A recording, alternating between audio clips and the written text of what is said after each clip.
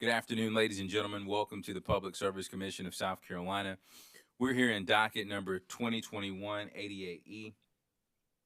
We've returned from our lunch recess. Before we continue, let's take roll. Present in the hearing room. Williams, this is Chris Huber for ORS. We are unable to hear anybody in the commission room. Testing, testing, 1, 2. Attorney Huber, can you hear me?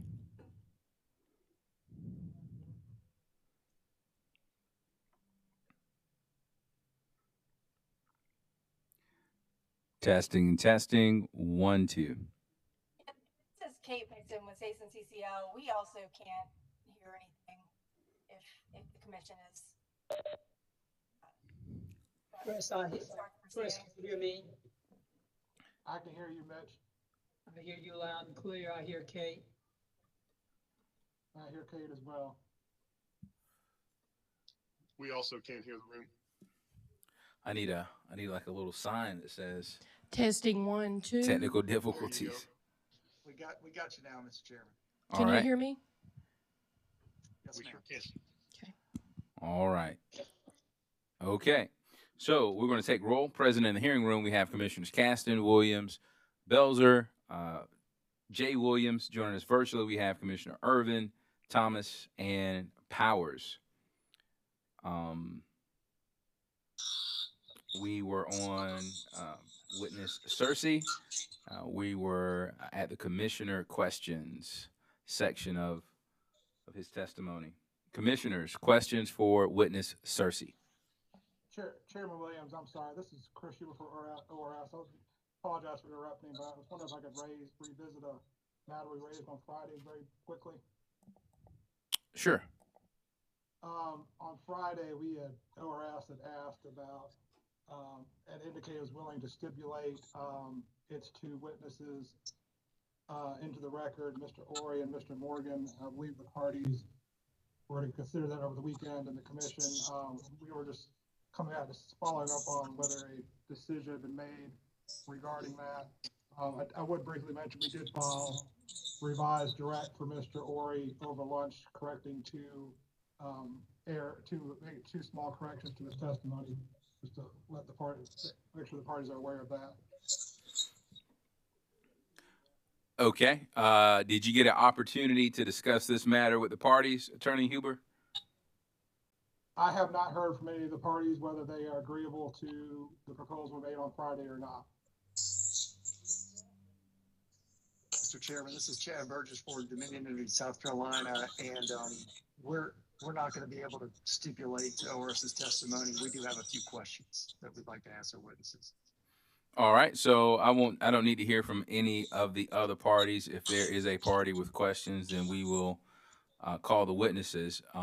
Thank you, Attorney Huber. Thank you, Mr. Chairman. There is some serious feedback coming from somewhere. If you're not speaking, please mute your microphone. All right. Thank you very much. Commissioner questions for witness Cersei. Mr. Chairman, this is Commissioner Thomas. Commissioner Thomas, you have the floor, sir. Thank you. Good afternoon, Mr. Cersei. Can you hear me okay? Yes, I can, Commissioner. Good afternoon. Thank you. I just wanted to hear a little bit more about the marginal pricing, locational marginal pricing system. It seems to me that could have a plus impact in terms of rates offered in some areas and a negative impact offered in other areas. Can you talk about that a little bit and just tell me what you see? Just explain it a little bit further, please. Absolutely, be happy to do that, Commissioner. So locational marginal pricing, I raised in my testimony really to make the observation that while I'm recommending the technology neutral approach for solar QFs and all QFs, and that provides some locational avoided costs into the rates. I wanted to just make the observation that you could go farther in that direction. It would be possible to do that, and locational marginal prices would be a way to do that. Um, wasn't necessarily recommending that. I think, that probably needs a fuller discussion before, I would want to actually make a firm recommendation there. But I was pointing out that, if you had an LMP system in place, LMP will tell you if there are differences in pricing on the system in different geographic locations on the system. And this is the system that all the RTOs around the country use. And different prices in different places oftentimes is a function of congestion on the transmission grid. And so, you know, hypothetically, if you had an LMP system in place for the purposes of these avoided costs, something that you could do is you could have something like the standard offer rate, the 10-year standard offer rate, where you've got a set of energy prices for different hours, different time periods on the system. And right now we have one set of those. It's the same for any location on Dominion's system. If you had an LMP system in place, maybe instead of having one page where you have a set of rates that's the same across the entire system, maybe that looks like 3 pages or 4 pages, and you've got 3 sets of rates or 4 sets of rates, each one for a different zone geographically across Dominion's system, where you're differentiating your avoided costs based on the location and based on things like congestion on the transmission grid. And if you had that, that would provide even better pricing signals. The technology neutral rate approach provides some pricing signals. That's good. It's better than Dominion's solar QF rate, which provides 0 pricing signals. But you could go one better than the technology neutral approach that I'm recommending, at least hypothetically, and get even more accurate locational information. So I wanted to just make that observation. Okay, thank you. I appreciate that. That's all I had. Thank you, Commissioner. Commissioner Williams. Thank you, Chairman Williams. Good afternoon, Mr. Searcy. Good to see you. Good to see you as well, Commissioner Williams. I'm going to follow up on Commissioner Thomas's question and see if I can make several concepts make sense together. And what I wanted to add to the conversation is the conversation about variable integration charges and the ability that I think exists for location to be a potential mitigator for the VIC charges. Am I in the ballpark from what you're understanding? Well, Commissioner, I don't want to say that I think that there's no possibility for that, but I'm not necessarily aware of a strong possibility there. But I should also caveat that by noting again that the VIC wasn't part of my scope. I wasn't asked to review that in detail. I'm generally aware of the proposal,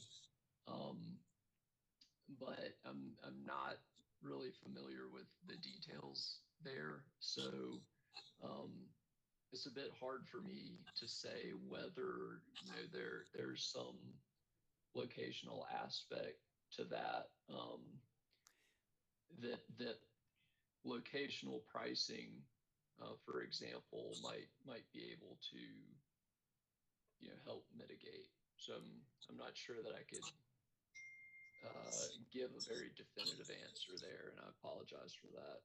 That's perfectly understandable. And but to add a little bit more to where I was going is I had a couple of conversations, and I honestly am not sure which Dominion witnesses I had them with. I'm sure with witness Cassis and maybe with witness Bell.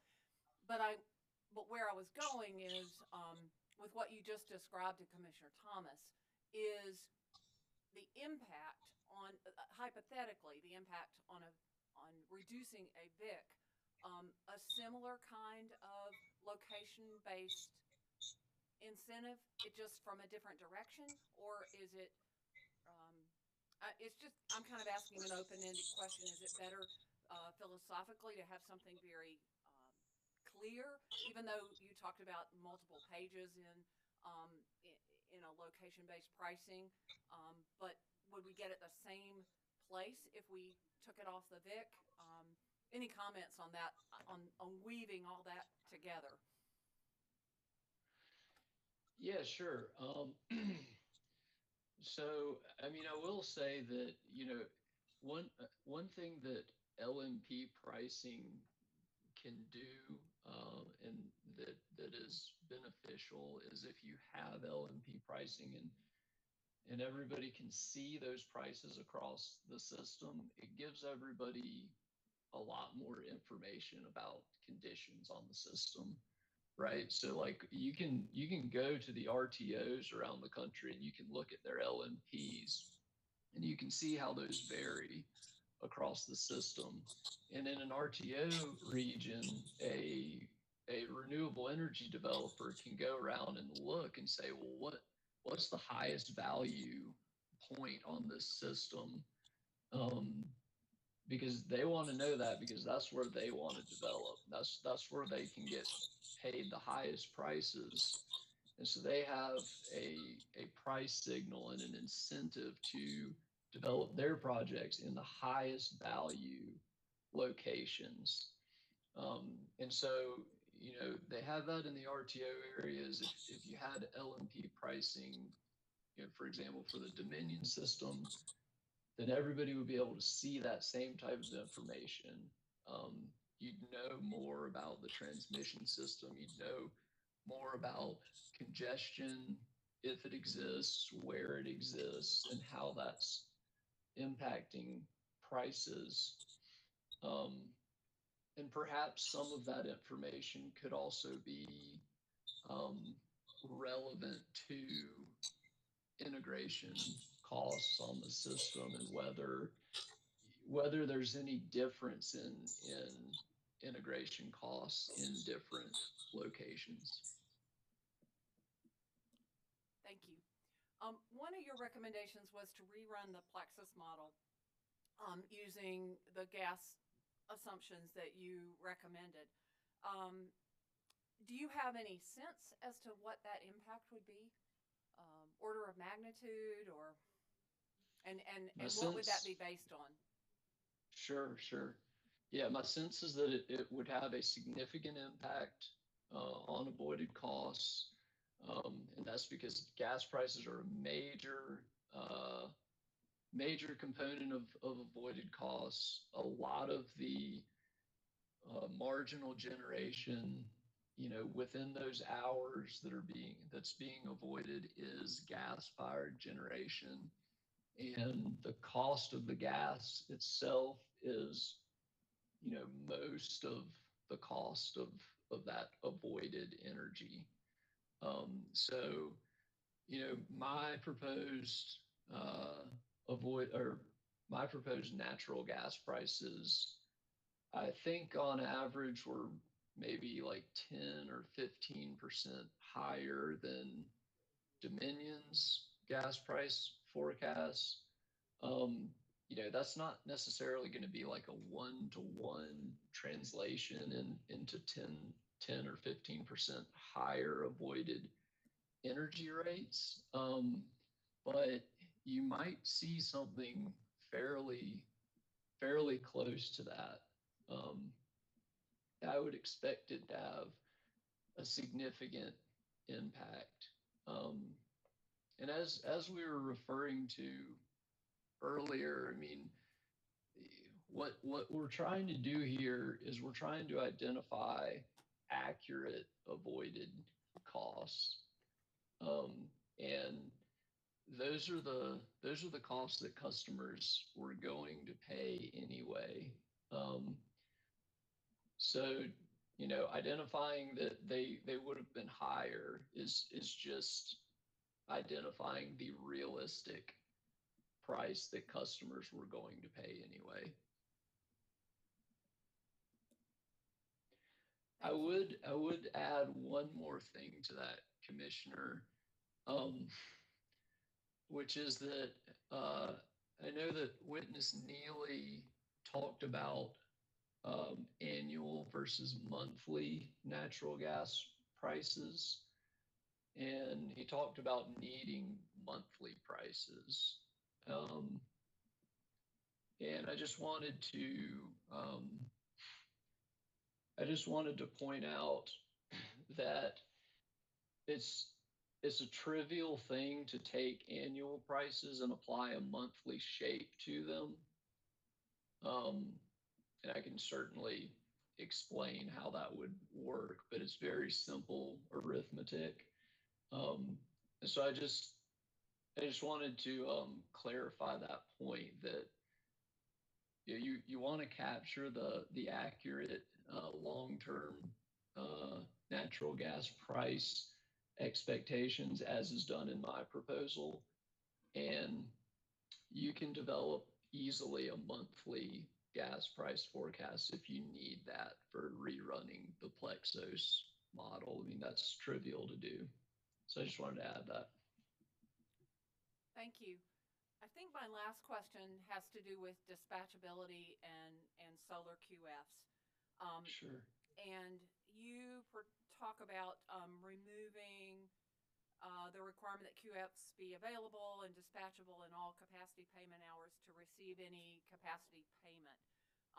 How does that make sense given the inability to, without battery, to dispatch?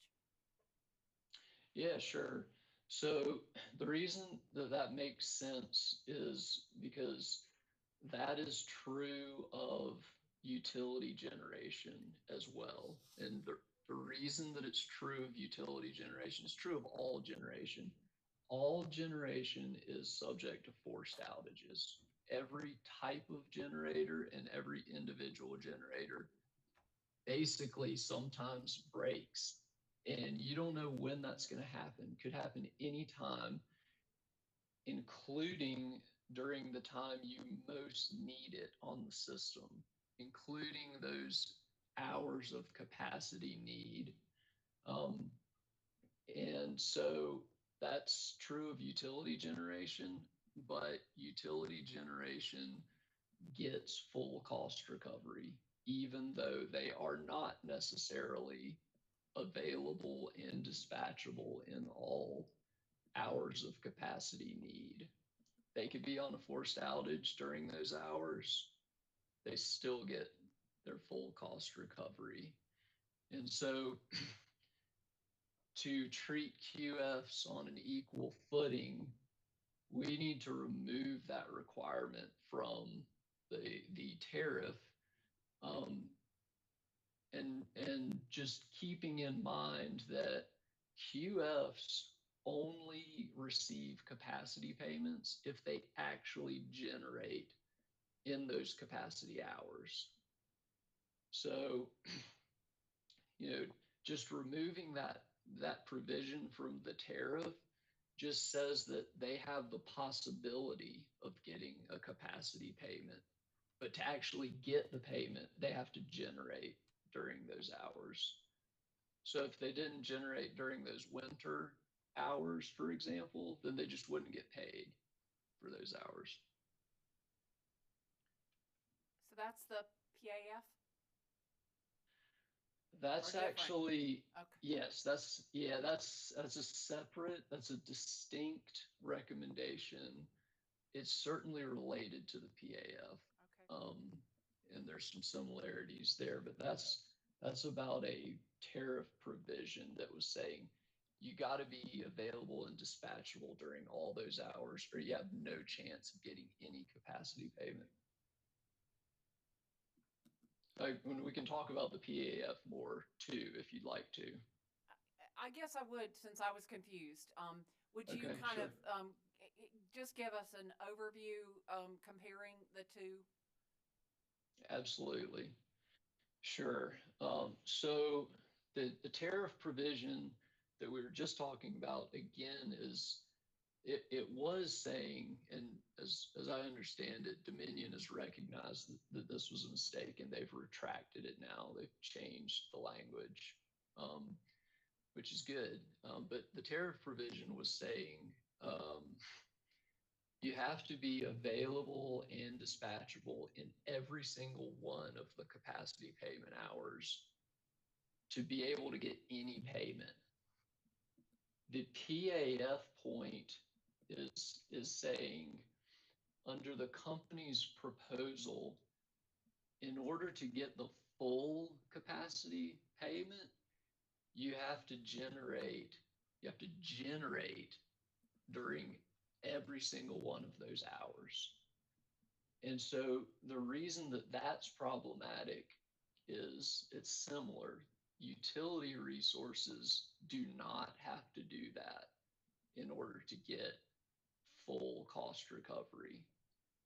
They can be on forced outage for, in this case, we're saying 95% availability. So being on forced outage for just 5% of the time, they can be unavailable for 5% of the time and still get full cost recovery.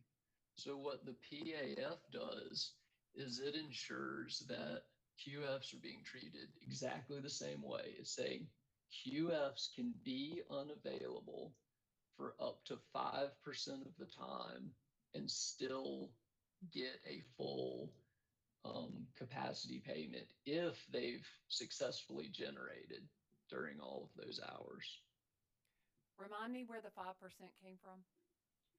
The 5% came from the assumed forced outage rate for the avoided utility resource. That's a documented number? A maximum or? Yeah, that's an assumption for the peaking type generation that the company is using as its avoidable capacity to do its avoided capacity cost calculations. So, a typical forced outage rate for that type of generation would be 5%. And so you're using that 5% to calculate the 1.05 PAF that I'm recommending. Thank you very much. No further questions. You're welcome, Commissioner. Thank you. Mr. Chairman. Mr. Chairman. Vice Chair Belzer, and then Commissioner Thomas. Good afternoon, Mr. Searcy. Thank you for your testimony today. Good afternoon, Commissioner. Thank you. I wanted to also follow up on the performance adjustment factor. And sure. Tell me how that was calculated again. Is that calculated for the Dominion system? Yeah, so I used in my recommendation, I'm recommending the same PAF value that was adopted for Duke Energy. And the reason that I'm recommending the same value is because the 1.05 value is calculated based on, like I was just saying, that 5% assumed forced outage rate for these peaking type generating resources, which Dominion, like Duke Energy, is using as their avoided capacity resource. So all the avoided capacity costs calculations are based on that avoided utility resource, peaking combustion turbine technology. And so I think it's reasonable to use that same assumed 5% forced outage rate, which is then used in a simple calculation that gives you that 1.05 PAF. Well, my concern here is in the testimony you referenced that it was approved for Duke. And just because a 1.05 PAF may have been calculated for Duke, it needs, if this commission were to, well, even to consider it, but let alone adopt it, we need an assurance that that is the appropriate factor for this utility. Just because it was approved for another utility may not mean that it's appropriate here. And so that's why I want to know what the calculation is and how that specific number is applicable to the Dominion system. Yeah, fair enough, Commissioner. And the calculation, I believe, is, and I may have to double check on this, but I believe the calculation is 1 divided by the availability factor, which would be 1 minus the 5%. So it's 95%, but the reciprocal of that.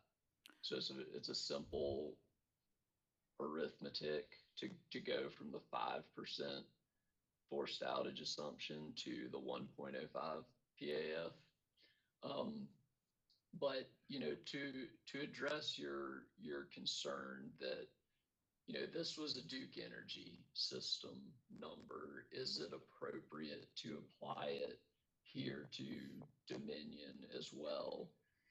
I think that it is, because the avoided technology that we're talking about, it's basically the same combustion turbine technology. It's not significantly different on those two systems, and we're talking about the new assumed capacity addition that is being avoided according to the calculation. So it's the same, it's a similar class of technology across the two systems.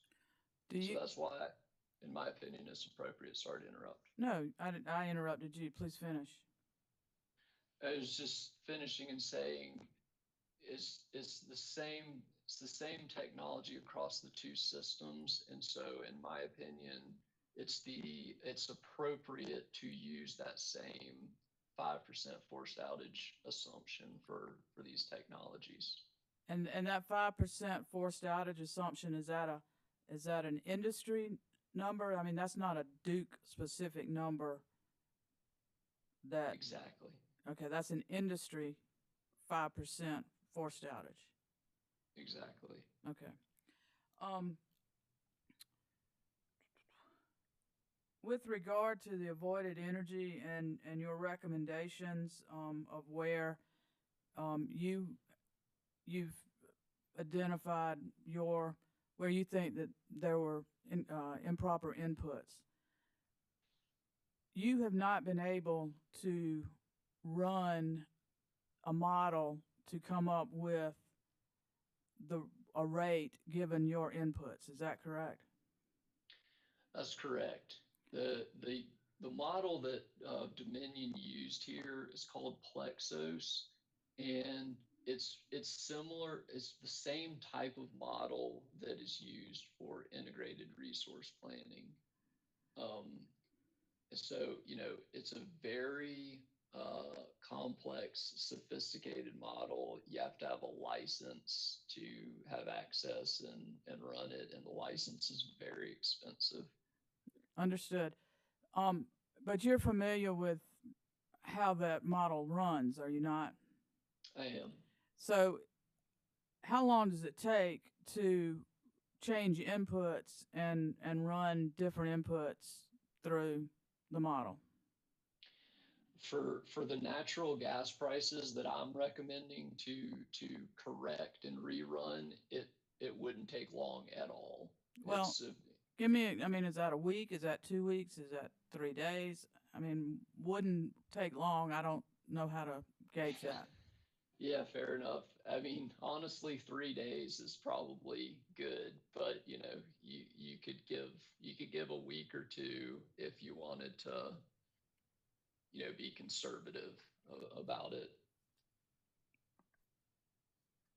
Okay.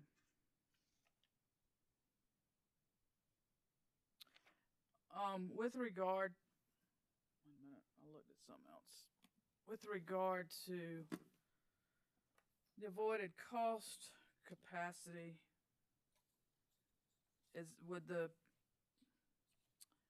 you have a table. Hang on a minute, let me find your direct. You have a table with on page 30 of your direct testimony, you have your table 1. Right, yes. And just walk me through that table and tell me what that's using your calculated avoided cost at $63.29 per kilowatt.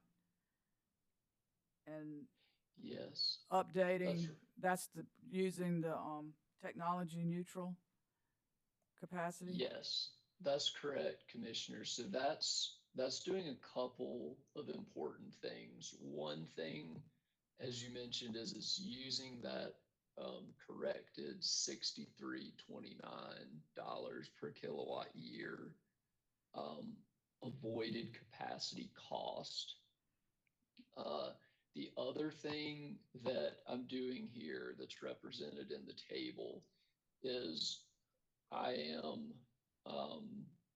redefining the winter versus summer split for that avoided capacity cost.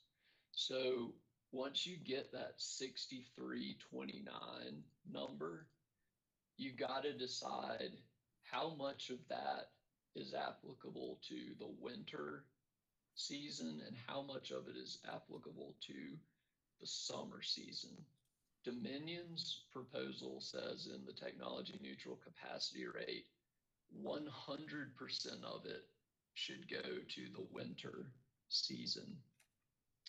And my testimony shows that that is just not consistent with the data on Dominion's system. And it's not consistent with the company's expansion plan either. The expansion plan shows that there is a capacity need in 2028, right? And that capacity need is on both the summer and the winter side. The company is dropping below their reserve margin, both in the summer and in the winter in 2028.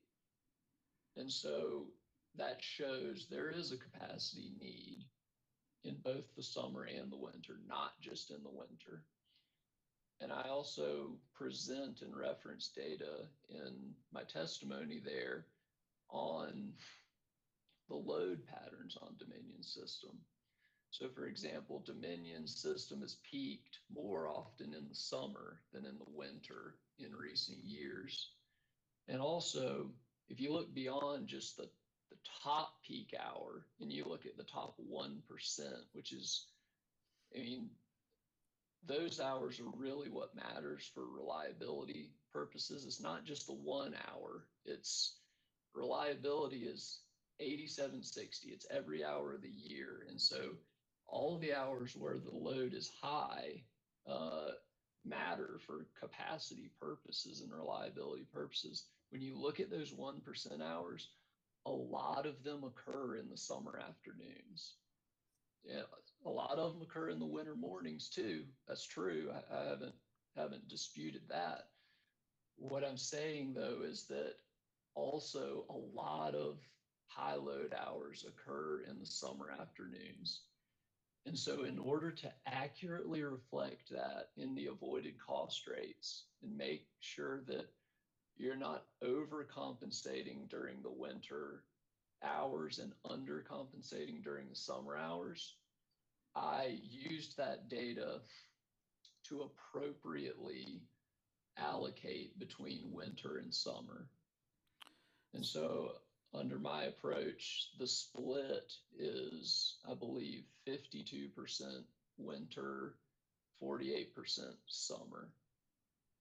And so this table that you're referencing includes that as well, and is applying that to certain hours of capacity need that I also determined using the data from Dominion's system. I know that was a lot. I apologize. No, it helps. It helps. Thank you very much. And that helps greatly. Thank you. Mr. Chairman, that's all I have. Thank you. Thank you, Mr. Searcy. Commissioner Thomas. Thank you. So I guess I'm sort of following up on one of Commissioner Williams' questions. And she was talking about, or you were talking about, the time of generation is when you should get paid for it. It's when you're generating. And we all know that solar doesn't generate at night. But I'm wondering, were you really more talking about when energy can be placed on the system as opposed to when it's generated? Such as, would this incentivize solar to add battery storage so that they could put power on during the nighttime or other times? Is that more what you're really getting at? Well, under that technology neutral energy approach that I'm recommending, that you could very well, if you had solar paired with storage, if you had a QF that was both solar and storage, potentially that QF could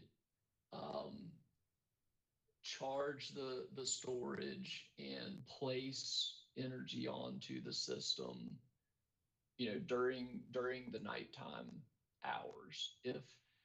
If those nighttime hours, for example, had a higher price, then maybe that QF would choose to do that if they have the ability to do it, which again is one of the great things about that technology neutral rate.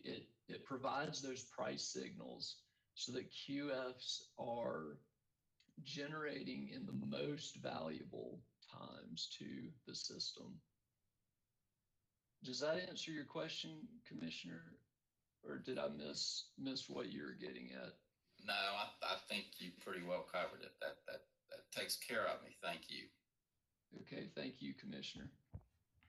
Commissioner Caston. I too wanted to follow up with Commissioner Williams. I guess questioning relative to, I think you were talking about the locational,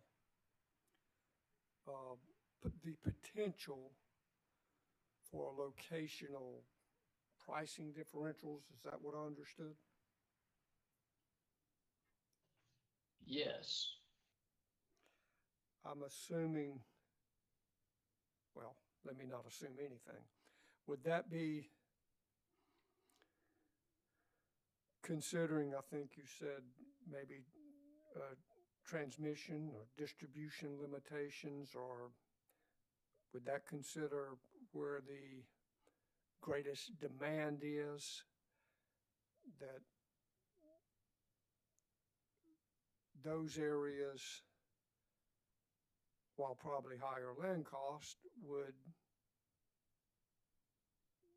be potential places for QFs that may have a different rate than a QF that's on the outskirts of the system, away from the demand point? That's exactly right, Commissioner. The LMP system would be taking into account the location of all the different generation on the company's system. It would be taking into account the location of the loads on the company's system. It would be taking into account the transmission system and any bottlenecks on the transmission system that's allowing power to flow to different areas within Dominion's territory. Take into account all of those things, and the LMPs, the actual prices in all of the different locations reflect all of those things. And so, you know, one of the things that you might see, as you alluded to, is places where there's a lot of load. You might see higher LMPs. So those might be around urban areas. So I guess theoretically then that could involve a separate avoided cost for every QF, or would that be a separate negotiation, I guess, or part of the development of the PPA? Yeah, okay, that's a great point. You know, theoretically, you could have a different price for, you know, every location on the entire grid.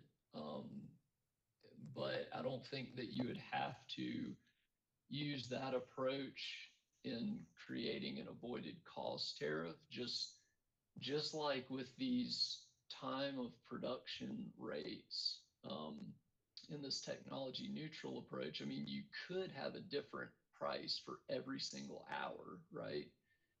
But the approach that Dominion is taking there, and I actually agree with this portion of it, is they are setting up a limited number of pricing periods as opposed to having a different price for every hour. You could do something, you know, similar on a locational basis, right? I mean, instead of having a different price for every single spot on the grid, maybe you just have a few different zones that get at, you know, the large scale differences in value across the entire Dominion system. You know, there's different ways that you could set that up in an avoided cost tariff. Okay, I imagine theoretically you could have 760,000 separate rates. Not very practical. Right. But what it sounds like I'm hearing, and I think someone may have alluded to this earlier, I can't recall, about looking at if development of the electrical grid, the transmission, distribution, and even where generation sources are located,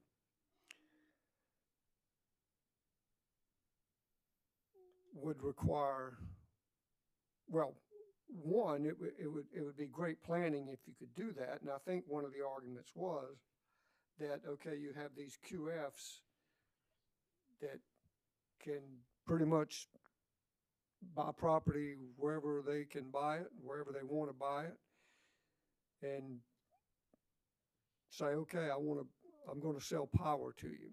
So there's no real control over that. But the electrical distribution, transmission system, and generation is what it is and where it is.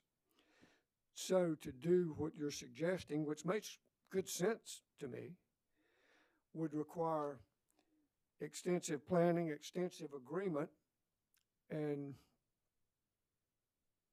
wouldn't happen overnight. So on the one hand, I've also heard, well, that there does not need to be separate rate classes for solar. In that case, it was rooftop, I think. But you're saying if it were in quadrants or in grids relative to the existing system, it may make more sense having separate pricing for those areas based on what infrastructure they have in place. Is that what I heard you say?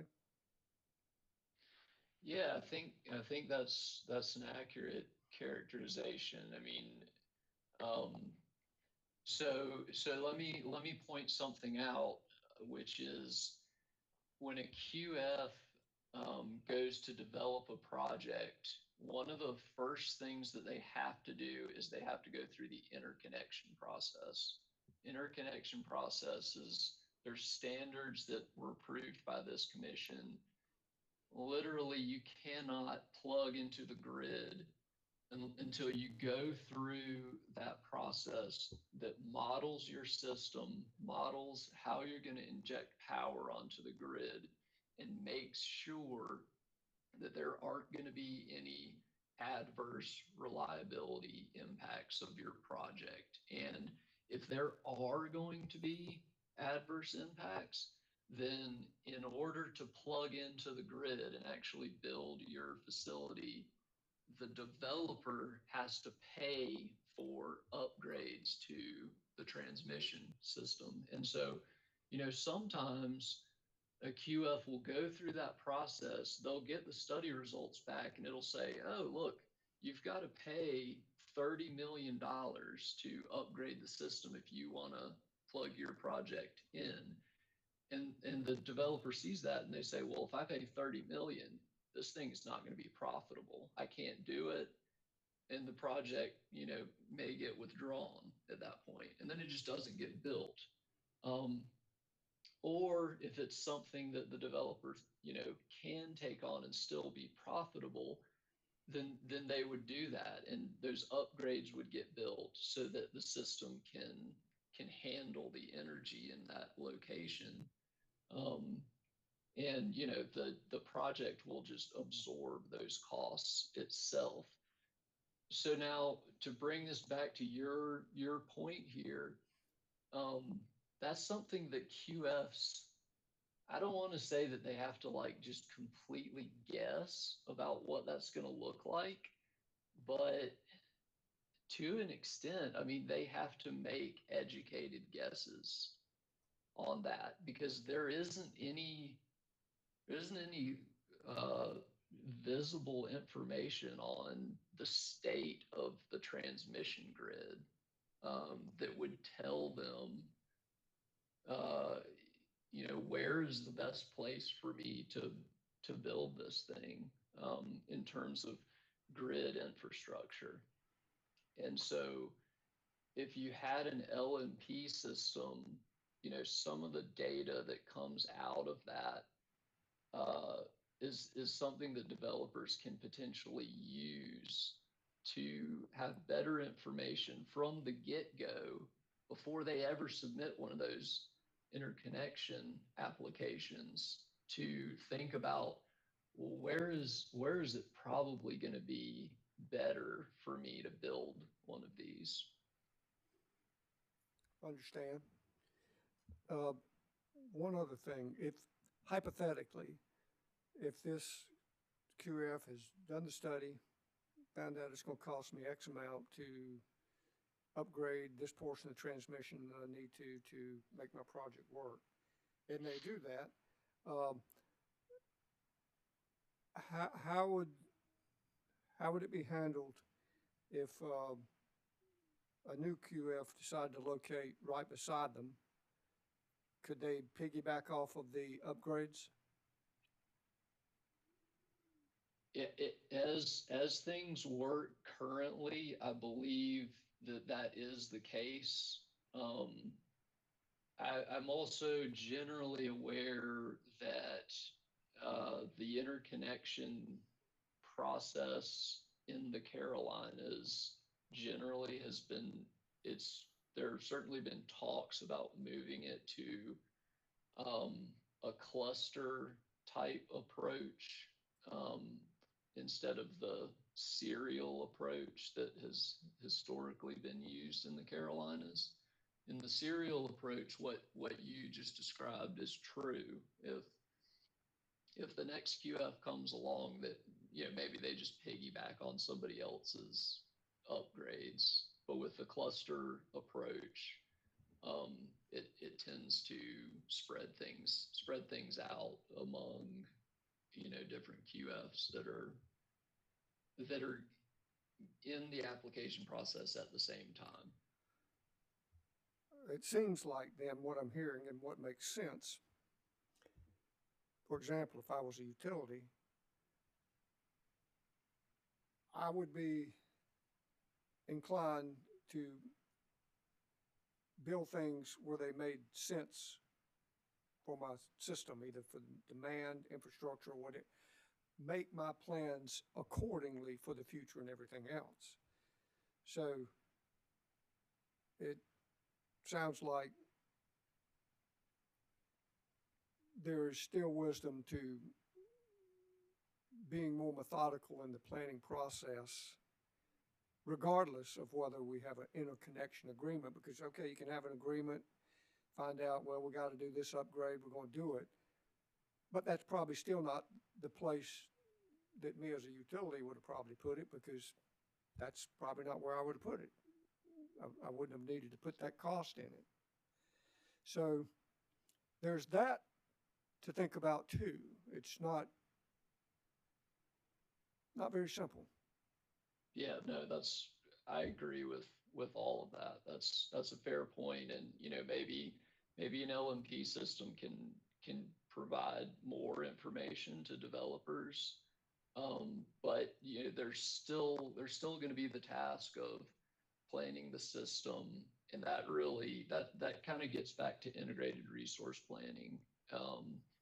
And, you know, integrated resource planning historically has focused more on generation, but it could, and in my opinion should, be evolving to encompass more things such as transmission and, you know, managing the build out of the transmission system in a rational way.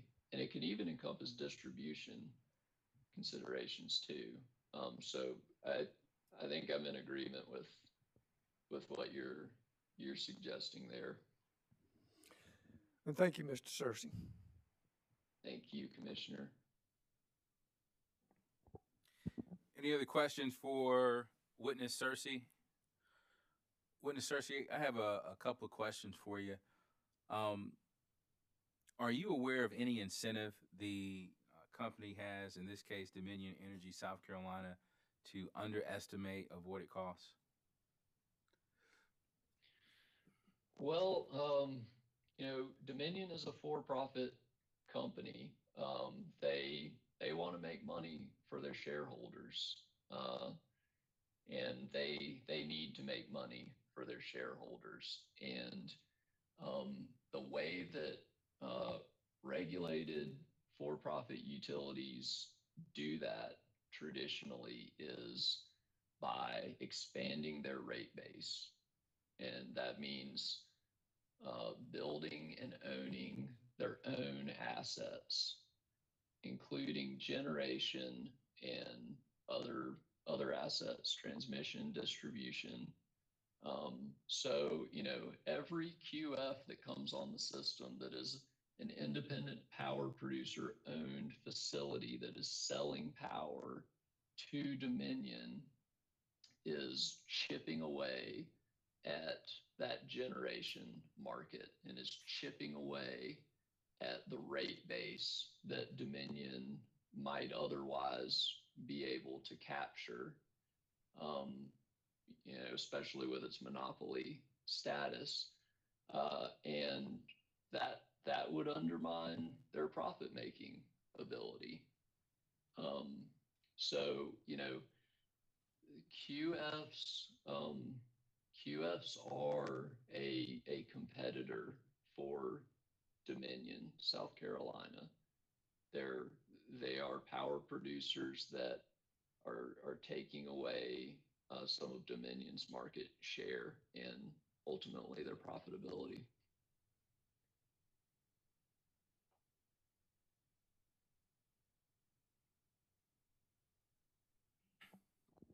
Do you believe Dominion Energy South Carolina was transparent throughout this process? The process leading up, the discovery period leading up to this hearing? Not fully, and in very significant ways, I think they were not transparent. As I recognized in my testimony, they did respond to discovery questions, but the two transparency issues that I emphasized throughout this proceeding have been that there's very basic data and methodological points that should be included upfront in the application and direct testimony, as opposed to interveners having to essentially burn up weeks of time as well as effort and expense going through the discovery process. So, witness Cersei, I want to stop you there because you bring up Sure. an interesting point, and obviously, this is an adversarial process. We're here at a hearing as opposed to a settlement.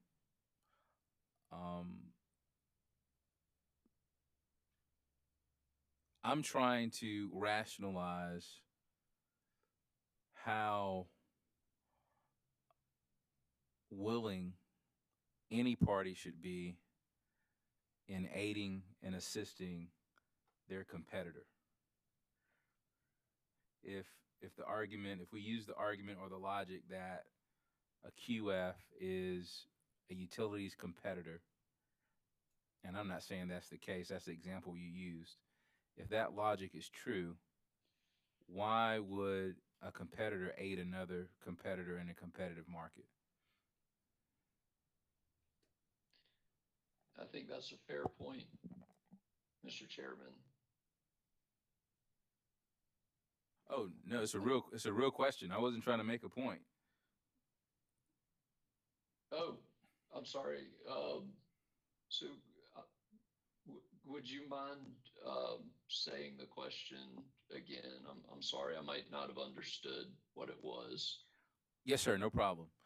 Using your logic that QFs are a utility company's competitor, if that's true, if we accept that as true, why would a utility company aid and assist their competitor in an adversarial proceeding like this one? Okay. You mean like by providing discovery responses or providing data up front in their application? Yes, sir, by providing data up front in their application. Okay. Well, I don't know that they would if they didn't have to, if their regulators, in other words, this commission, wasn't requiring them to provide that information up front, maybe they wouldn't provide it by choice, knowing that that's going to tend to give their competitors an easier time in this, as you called it, adversarial proceeding. I would agree with you to that point, and the concern I have in this process is for the captive customer, the ratepayer. Almost, argument could be made, the victim of this process, because there's a risk. Would you agree? There's a risk to ratepayers if avoided costs are higher than they should be. Would you not agree with that? I would agree that it's highly important for avoided costs to be accurately identified and represented in rates. If avoided costs are higher, if the avoided costs in the rates are higher than the actual avoided costs, I agree that's not a good thing. Right.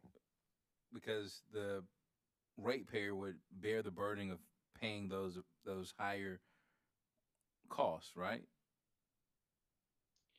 Overpayment. It's been described as an overpayment. That's true.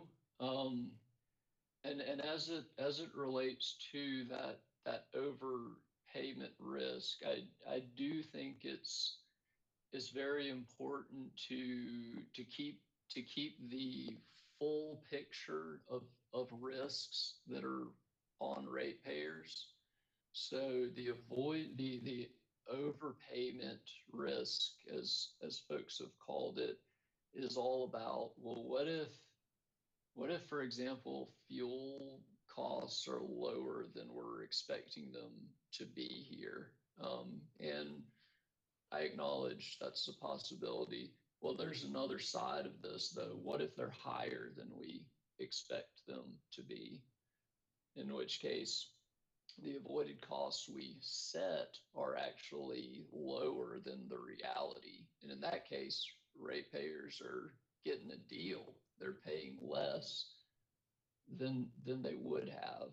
And I think the other thing about this that's crucial to recognize, when you think about those two types of risk, there's the quote unquote overpayment side of it, and then there's the side that says, well, what if fuel prices go higher than we are thinking they will? What if there are greenhouse gas regulations, and those costs are all on customers, right? They all flow through um, the fuel rider, and they all go straight to customers. Customers are exposed to them. Crucial thing to keep in mind is Dominion's generation mix today is more than 70% coal and gas, and it's about 8 to 10% solar. And the QFs that might come online under this tariff, that might be a percentage point or 2% or 3%. So when you weigh that generation mix, the risk to ratepayers from that 70% of existing generation and that fuel price and greenhouse gas exposure that they're under today absolutely dwarfs the overpayment risk side of it, which again it might only be a few percentage points that we're talking about versus over 70%. So, I mean, the sort of overall takeaway on that customer risk point is more QFs on the system reduces risk to customers. And that's the conceptual version of this. We actually quantified all of this in Dominion's IRP proceeding, right? I mean, we looked at those different scenarios that I just described, and we measured risk quantitatively. And what those modeling exercises found is that when you add some renewable energy to a given plan, those risks go down. And again, it's because of the generation mix today on the system and the fact that there is such a heavily fossil fuel weighted mix there right now. And the consequence of that, again, is more QFs, if they're solar QFs, is going to reduce risk to ratepayers, as we found in the IRP. Okay, thank you for sharing that with me. I've asked Absolutely. I've asked a question to several witnesses. I'm going to ask you the same question. Do you have any opinion or explanation for why no new solar generating PPAs were signed or entered into since the last avoided cost hearing? Sure. Yeah, be happy to address that. So, um, yeah, I know that a lot of emphasis has been placed in relation to that question on this phenomenon where you stack more and more and more solar QFs onto the system, and every additional one is going to have a diminishing value. And that's a real effect. I don't dispute that. The question is, I mean, how great is that effect? Um, but I also want to point out that that's not the only thing that changes over time. That's not the only thing that's changing avoided cost cycle to cycle. There are all kinds of other things that are changing too. The company's system is changing, load is changing, capacity needs are changing. For example, this avoided cost cycle, the capacity need for Dominion is a lot sooner in time than it was in 2019. And so that's going to, all else being equal, tend to push avoided costs up. And so there are other things that are changing. The broader energy markets, fuel price expectations might be changing. Um, the technology costs of technologies like solar is changing, and it's been going down. It's expected to continue to go down in general. So I'm pointing out that there are many factors that go into QF project economics that can change over time. And I don't think it's unreasonable to expect that maybe there's a waxing and a waning that goes on with the QF market, cycle to cycle. And, last time around in 2019, maybe that's a waning. Things have changed. Maybe 2021 ends up being a waxing. Um, so that's one thought, and then the other thought that comes to mind on this question is, I know that there's been some discussion of the contract term or the tenor, as the industry usually refers to it. The contract term in 2019 rates and in these proposals is 10 years. That's low for the renewable energy industry. I mean, if you had to pick one number, the norm is 20 years, and the range is 15 to 25 years. So 10 years is a low term length.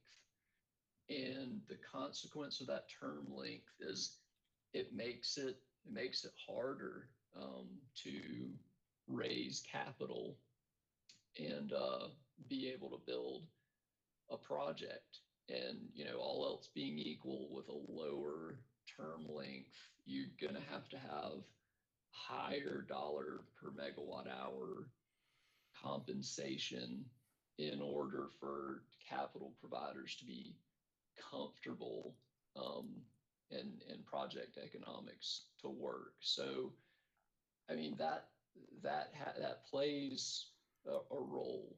And so as long as it's 10 years, that's creating an extra hurdle.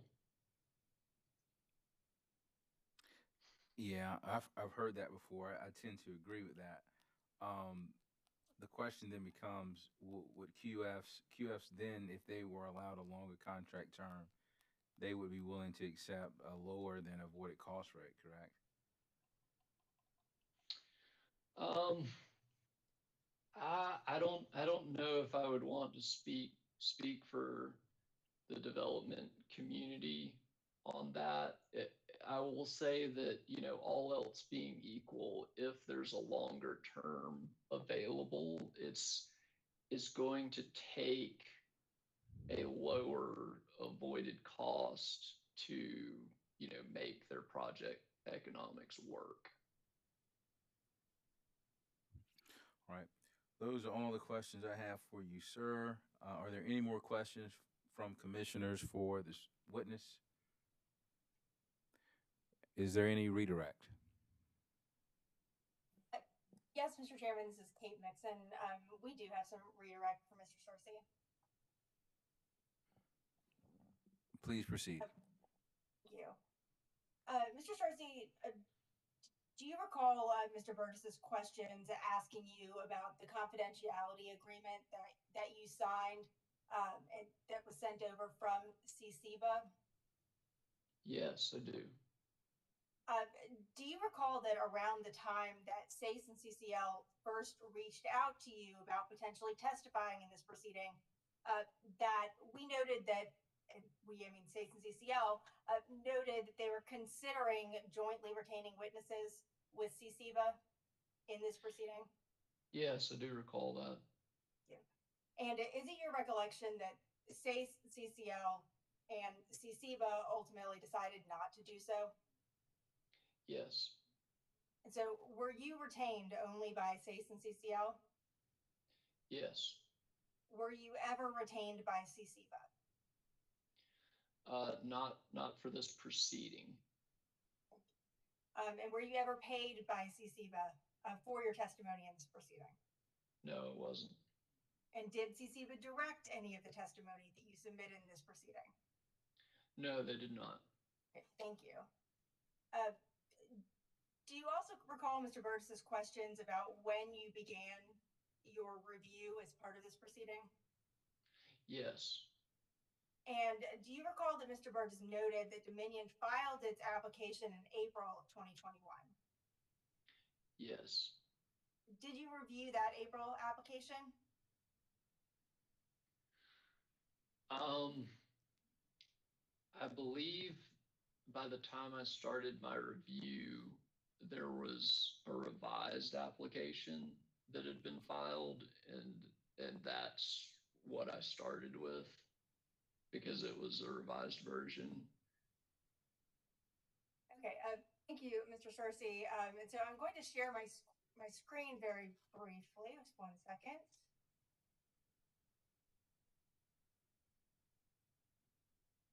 Okay, Mr. Searcy, this is Commission Order number 2021-384 in this proceeding. Have you seen this order before, Mr. Searcy?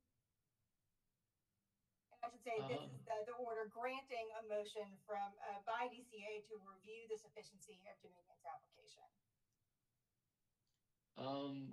It doesn't look familiar to me.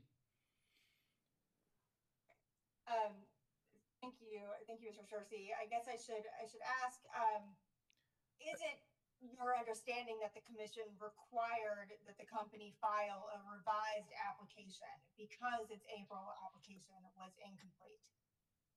Yes, yes. And do you recall that the commission stated this was necessary to avoid further prejudice to the parties and the commission? Yes. Okay. So are you aware that Dominion's first application did not contain the company's calculation of avoided energy or capacity costs? Yes, I'm aware of that. Okay. And are you aware that that application did not contain the company's methodology for calculating those costs? I am aware of that. Okay. And so do you recall the company filed its amended application on June 7th? Yes. And do you recall the company filed a second amended application on June 25th? Yes. And did you review both those applications? Yes. Did those applications contain enough information for you to conduct a thorough review of Dominion's proposals? No, they did not. Mr. Searcy, do you recall that SACE and CCL asked Dominion for its responses to other parties' discovery? I do. And did you review the responses that Dominion provided? I did, yes. Do you recall which parties' data requests that Dominion had responded to at that time? I believe it was ORS's data requests, possibly DCA's as well. Thank you, Mr. Darcy. And is it your recollection that Dominion's responses to some of those questions were that Dominion would provide the requested information later when they filed their direct testimony? Yes, I recall that. And do you recall when Dominion's direct testimony was filed?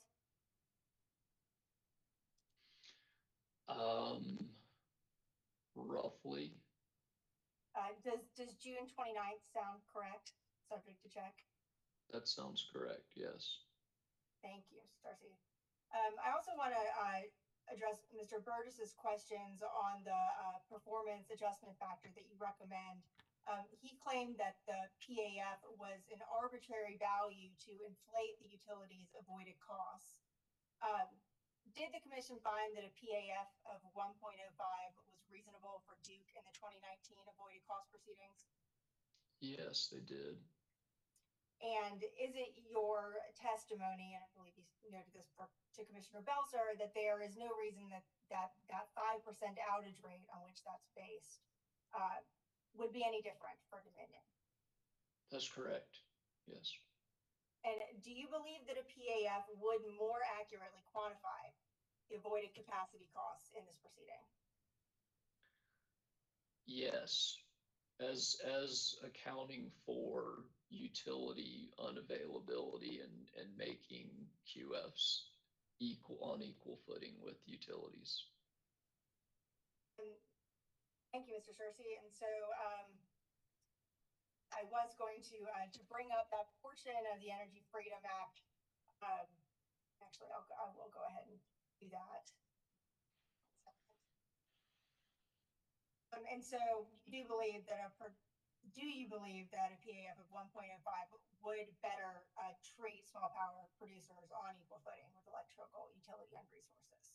Yes, absolutely. I believe it's required in order to treat them on equal footing with utility and resources. Thank you, Mr. Searcy. Mr. Burgess also asked you whether you calculated the company's avoided energy and capacity costs on your own. And so I want to turn to two other sections of EFA, if you'll bear with me for one second. First, and I'll scroll up for just 1 second just to note that this is in section 58-41-20I of the Energy Freedom Act.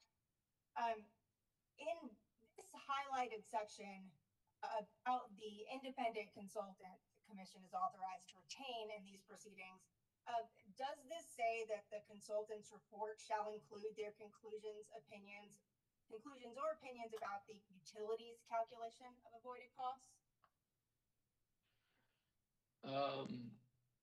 Yes. Thank you. And scrolling down a little bit into the next section, which is 58-41-20J.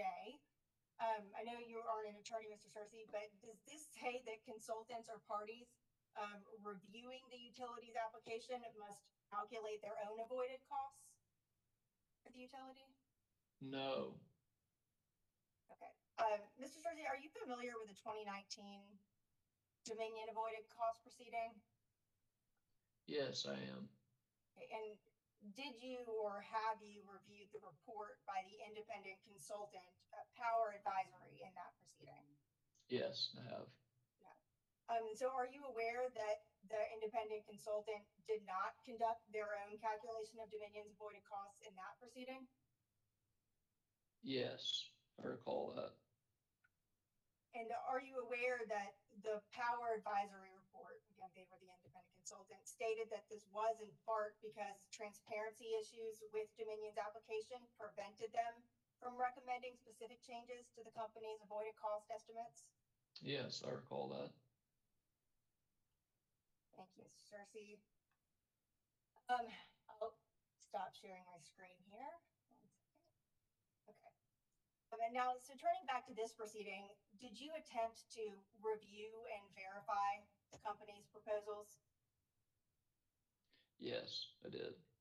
And based on that review, did you recommend that Dominion make changes to both the methodologies the company used and its underlying assumptions, such as its natural gas forecast? Yes, I did. Given those broad changes, would you have been able to recalculate the company's avoided energy and capacity costs with the data that Dominion provided? Or actually, let me put this differently. Do you believe that the applicant is in a unique position to make those changes and do those calculations? Yes, I do. And could you explain why that is? Well, for one, they have a license to the Plexos model, and they ran it to do their calculations, and substituting in, a small number of updated data inputs would be very easy and a fast task for Dominion, whereas it would be a very big lift for anybody else who hadn't already had that model licensed and set up. So, Mr. Searcy, is there a resource discrepancy between Dominion and interveners in these proceedings? Yes. Thank you. Mr. Burgess also asked you about who protected consumer interests in these proceedings. Mr. Searcy, are you aware that SACE and CCL have intervened in this proceeding as organizations on behalf of its members who are Dominion customers? Yes. Do you believe that your recommendations are in consumers' best interests? I do, yes. And do you think that an unsubstantiated or inaccurate avoided cost calculation could ever be just and reasonable? No, I think in order to have just and reasonable rates, you've got to have accurate avoided costs. Thank you. So now turning to the ELCC, who also got some questions about, Mr. Searcy, as a general matter, do you believe that ELCC can be an effective methodology for capacity accreditation purposes? I do, yes. And are your concerns specific to how Dominion used ELCC in this proceeding? Yes, that's exactly right. So from the information that Dominion did provide, do you believe that the company used best practice methodologies in its ELCC calculation? No, it appears to me that they did not. And do you believe that the ELCC calculation is an important and fundamental component of Dominion's proposal? Yes, it definitely is. From your review of the company's multiple applications and its direct testimony, did Dominion provide any information about its ELCC methodology in those filings to the Commission? They provided a very brief, high-level description of the methodology, but as I said in my testimony, they didn't provide the details that would be required for anyone to sufficiently evaluate their calculation to determine whether it was reasonable. Thank you, Mr. Searcy. Lastly, I wanted to quickly address Chairman Williams' questions about transparency and the adversarial nature of this process. Would you agree that Dominion is a regulated utility? Yes. And are there trade-offs in terms of the information that a company must provide or that a utility must provide by virtue of being regulated? Yes. I guess put another way, is there a public interest in Dominion being transparent with its proposals in this and other proceedings? Yes, if they're not transparent and interveners in the commission can't determine how they came up with their proposals, or whether those proposals are reasonable, that could very well lead to a bad outcome for customers.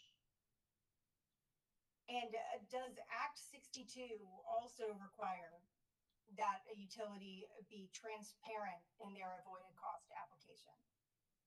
Yes. Thank you. Just two more questions. If avoided costs are calculated accurately, are customers held harmless? Yes, they are. If they're calculated accurately, then customers are paying, as I've said, what they would have paid for the power anyway. They're just paying, they're making payments that ultimately would go to QFs instead of Dominion. Thank you. And your recommendations in this proceeding, are they because you believe they would make Dominion's avoided cost calculations more accurate? Yes. Thank you, Mr. Searcy. Those are all of my redirect questions, Mr. Chairman. All right. Mr. Chairman, this is Chad Burgess. I've got a couple of recross examination questions based upon what Ms. Mixon has just questioned her witness about, as well as some of the commissioner's questions. All right, please proceed. Mr. Chairman, if I may jump in, I would just object to any questions that were specifically related to the commissioner's questions if those were not also addressed in my redirect. Mr. Chairman, I think I'm entitled, she's opened the door on redirect, I think I'm entitled to ask questions in response to questions that commissioners have asked. That's historically the commission's practice. And I just have a few, and I would ask that you deny Ms. Dixon's request. All right. You can ask your questions. Attorney Mixon, if you have objections to the questions at the time they're asked, please raise those objections, and we will take them one by one. Thank you. Thank you, Mr. Chairman. Mr. Searcy, I'm going to attempt to share my screen again with you one more time here, and I want to talk with you about the performance adjustment factor.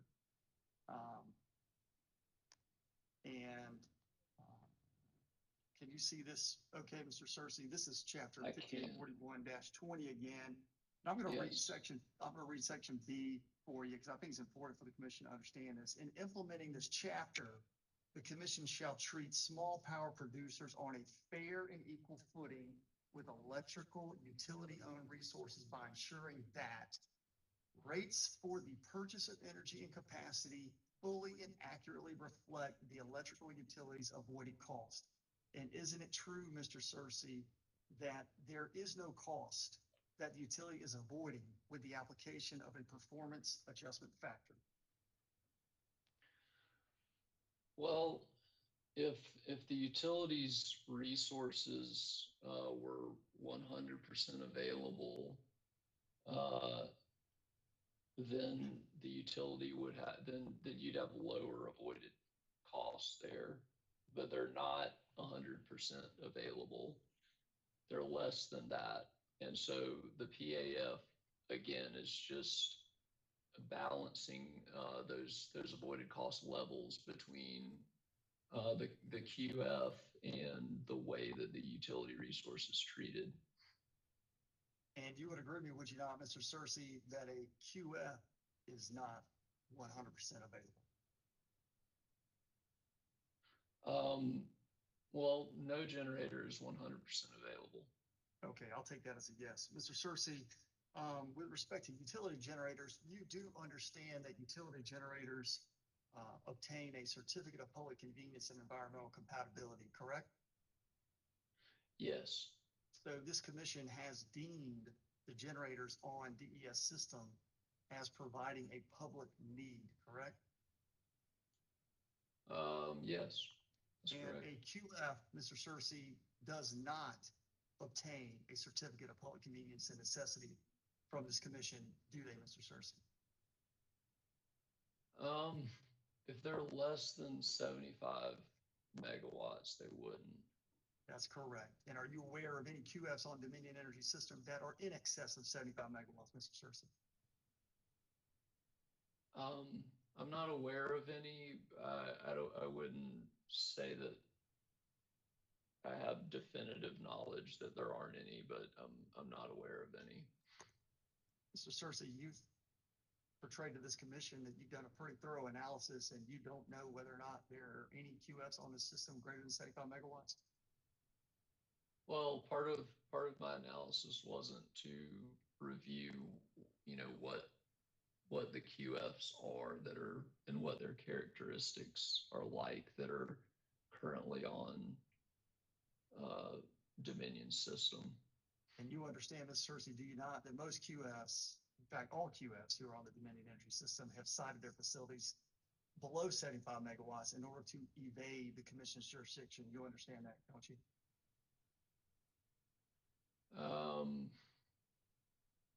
I mean, I don't know that I would characterize that as evasion. I'm aware that there are numerous QFs that are below 75 megawatts on Dominion system. And that's by design, isn't it, Mr. Searcy? I mean, there are a lot of things that could go into how a QF developer decides to design its project. I don't know that one thing you could take as like the overarching design principle for all the QFs. Now, Mr. Searcy, if I understood you correctly, or excuse me, Commissioner Caston asked you a question with respect to ORS and the work that they had done. And you responded his question by stating that ORS, who is responsible for the public interest and who represents the public interest in South Carolina, you stated that ORS did not do a deep dive, those are your words, deep dive of DESC's avoided cost calculation. That's what you said, right? Well, I think what I was getting at is that certain pieces of my analysis and my testimony, where I went into a detailed review and analysis, it appeared to me from reading Mr. Horry's testimony that ORS and Mr. Horry, for example, just they didn't necessarily ask the same questions that I was asking. And I wasn't saying that in any type of critical way. I was just pointing it out as an observation. I've got a lot of respect for ORS. I've enjoyed working with them over the years. Got a lot of respect for Mr. Horry. I've seen him testify. I've seen his work, and it's excellent. I wasn't trying to criticize it in any way. I was simply saying, they as a party were asking a different set of questions than I was, and that SACE and CCL were, and as a result, we had different analyses that focused on different things. So by having that great respect for Mr. Horry and ORS, you wouldn't disagree with them when they make the statement that Dominion Energy South Carolina was reasonably transparent with its providing data to ORS, would you? Well, I mean, I can't make that judgment for ORS in terms of their discovery request to Dominion and how they perceived the answers. I mean, and they asked different questions than we did, and obviously, got different answers to their different questions. So I'm not disagreeing with their assessment of their own experience. I'm just testifying that we had an experience where we didn't get answers to all the things that we asked for ultimately. And Mr. Cersey, I certainly understand the fact that the answers that you received may not have been the answers that you necessarily wanted, but the company did in fact answer every single one of CCL and SACE's questions in discovery, did they not? Well, they answered the questions, but the answers didn't always actually explain the things that we were asking for. And that was the issue that we pointed out. And you certainly had the right to follow up with the company, and you did not do that, did you, Mr. Cersey? Well, we reviewed of course, the application and the direct. We reviewed the discovery responses that originally came to ORS that, we requested. So we reviewed those. And when we didn't see the basis of, or some of the data inputs that, we wanted to review and we felt were necessary to review, we did follow up by issuing our own discovery, and asking for the basis of those things. And that full review you conduct, I think you testified earlier, Mr. Cersey, that CCL didn't hire you until June, July. So you conducted all of your analysis and review within the last 30 days. Is that correct? I don't know about within the last 30 days. I mean, certainly some of it was conducted on that time frame. I mean, I was conducting review and analysis essentially the entire time I was retained. I mean, some of that review and analysis obviously had to wait for receiving responses from Dominion, and then I could review those. And you And so that happened later in the timeline. Sorry to interrupt. No, that's quite all right, Mr. Cersey. You agree with me that the company cannot divine what information you are necessarily looking for to perform your analyses, correct? Well, I think that there are a number of inputs and assumptions that are so basic that it should be clear to the company that in order to provide their calculations and provide a transparent account of how they came up with their proposal, they would have to include certain information. I mean, I'll acknowledge that the company can't necessarily fully predict what an intervener,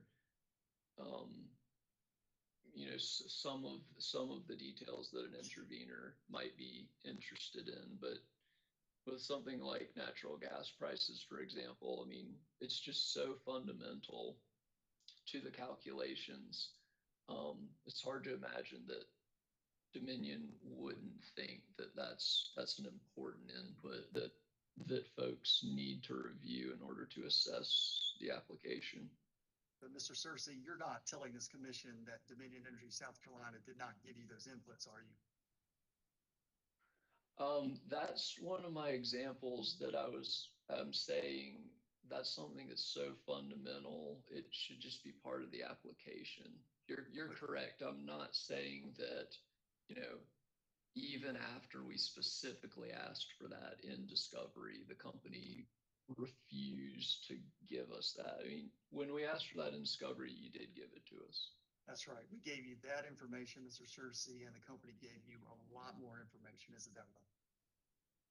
Well, again, I mean, and as I acknowledged in my testimony, you answered all the questions.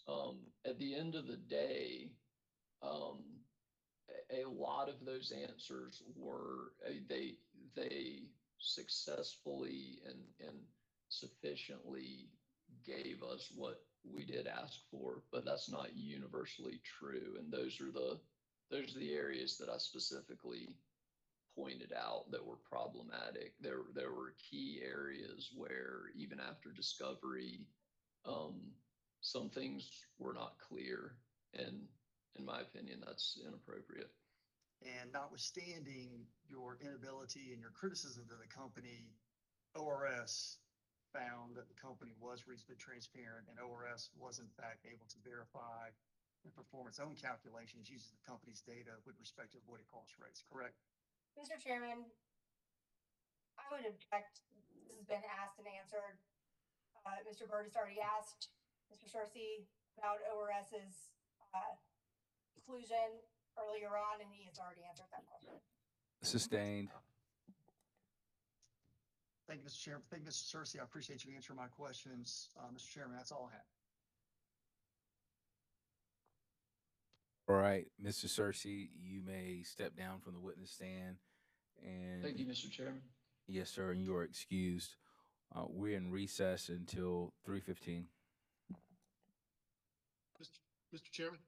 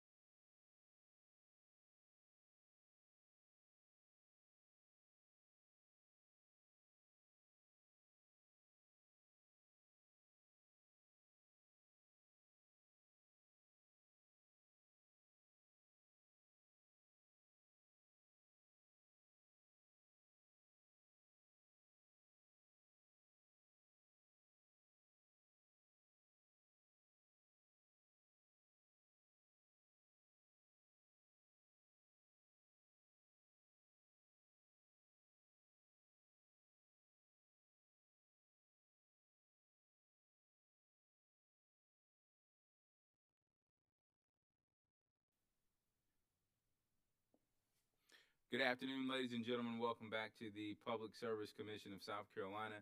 We're here in docket number 2021-88E. Let's take roll. President of the hearing room, we have Commissioners Caston, C. Williams, Belzer, J. Williams, and joining us virtually, we have Commissioners Thomas, Powers, and Irvin.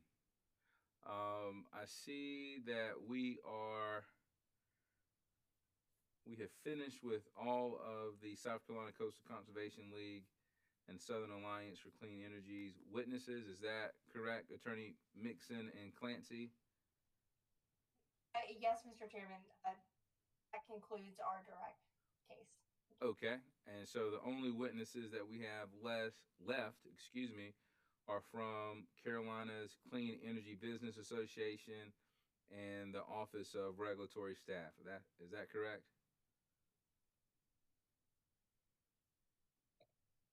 Yes, Mr. Chairman, that appears correct to me. Okay. Yes, Mr. Chairman, that appears correct to ORS as well. So just want to do a little housekeeping here. Do we anticipate long directs and cross-examination of Carolina Clean Energy Business Association and ORS witnesses? I would suspect, Mr. Chairman, we have direct and rebuttal plus the supplemental rebuttal that you allowed. I would think, I haven't timed it out, but I would guess that we would go about, he's got to read his testimony, so probably 15 minutes. Or then I would expect that there would be substantial cross from Delta. This is from Dominion. Yeah, I would imagine so. So let's do this, folks. It is now 3:20. We're scheduled to end today at 4 o'clock. I'm going to recess for today. We're starting tomorrow at 9 a.m. And the plan is to go from 9 until 6. We have lunch at 12 p.m. and several breaks as needed throughout the day. Let's try to make the most out of tomorrow. On Wednesday, we will not return until we will not reconvene until 1 p.m. after our weekly business meeting, and we will have from Wednesday until Friday to try the case or finish trying the case. Any accommodations that we need to make? I would only ask that we're fine. 9 Eastern time is good for Mr. Burgess. He will be our first witness tomorrow, Mr. Chairman. Okay. Any questions? He's on the West Coast, so I was just checking with him if 9 was good, but we're good. Okay. All right. If there's nothing else, we're in recess until 9 a.m. tomorrow morning. Thank you, Mr. Thank you, Chairman. Thank you, Mr. Chairman.